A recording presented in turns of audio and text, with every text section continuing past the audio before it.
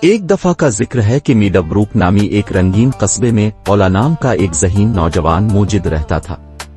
اولا کے بال گھنگھریالے اور بے ترتیب تھے اور اس کی آنکھوں میں ہمیشہ نئے خیالات کی چمک ہوتی تھی۔ وہ اپنے چھوٹے سے ورکشاپ میں گیئرز اور آلات کے درمیان دن بھر تجربات اور ایجادات میں مصروف رہتا تھا۔ میڈبروک اپنے شاندار گرمیوں کے تہواروں کے لیے مشہور تھا، جہاں رنگین غبارے اور ہنسی خوشی کی آوازیں فضا کو بھر دیتی تھیں۔ لیکن ایک مسئلہ تھا، غبارے اکثر اڑ کر چلے جاتے کیونکہ انہیں باندھنے کے لیے کچھ موجود نہ ہوتا تھا۔ یہ مسئلہ سب کو پریشان کرتا، خاص طور پر مسز ووبلزورتھ کو، جو بیلون ونڈر بوتھ کی دیکھ بھال کرتی تھیں۔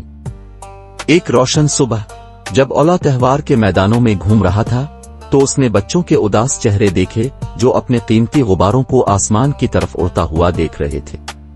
وہ خدایا، اولا نے سوچا، ہم ایسے تہوار کا تصور بھی نہیں کر سکتے جہاں بچوں کے غبارے محفوظ نہ ہوں۔ اولا فوراً اپنے ورکشاپ واپس آیا اور سوچنا شروع کر دیا۔ وہ دیر تک سوچتا رہا، یہاں تک کہ اس کے ذہن میں ایک شاندار خیال چمکا۔ آہا، وہ اپنی کرسی سے اچھل کر بولا، اگر غباروں کو زمین پر رکھنے کی ضرورت ہے تو کیوں نہ ایک پورٹیبل بیلون اینکر ایجاد کیا جائے۔ اولا نے محنت سے کام کیا۔ اس کی جیبوں سے دھاگے کے ٹکڑے جھانک رہے تھے اور رنگ برنگے ربن اس کے بالوں میں الجھے ہوئے تھے۔ اس نے اپنے کباڑ کے ڈھیر سے چھوٹے اسپرنگ، مضبوط کلپ اور ننھے وزنی ٹکڑے نکالے۔ جب اگلے دن تہوار کا وقت آیا تو اولا نے ایک خوبصورت ایجاد تیار کر لی تھی۔ یہ ایک چھوٹا، جیب میں رکھنے کے قابل آلہ تھا جو روشن رنگوں سے مزین تھا اور ایک اسپرنگ کے ساتھ غبارے کو مضبوطی سے پکڑ سکتا تھا۔ اس کے بیس پر مسکراتے ہوئے سورج مکھی کے چہرے اور مزیدار ٹیڑھی مڑے لکیروں کے ڈیزائن بنے ہوئے تھے۔ اسی دوپہر اولا ایک ڈبہ بھر کر اپنے شاندار بیلون اینکرز کے ساتھ تہوار کے میدان میں پہنچا۔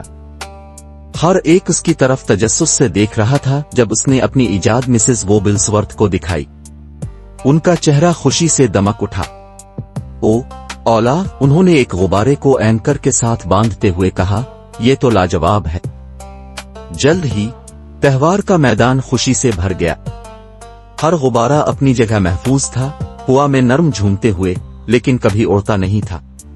بچوں کے چہرے خوشی سے دمک اٹھے اور وہ رنگین غباروں سے بھرے آسمان کے نیچے ناچنے لگے۔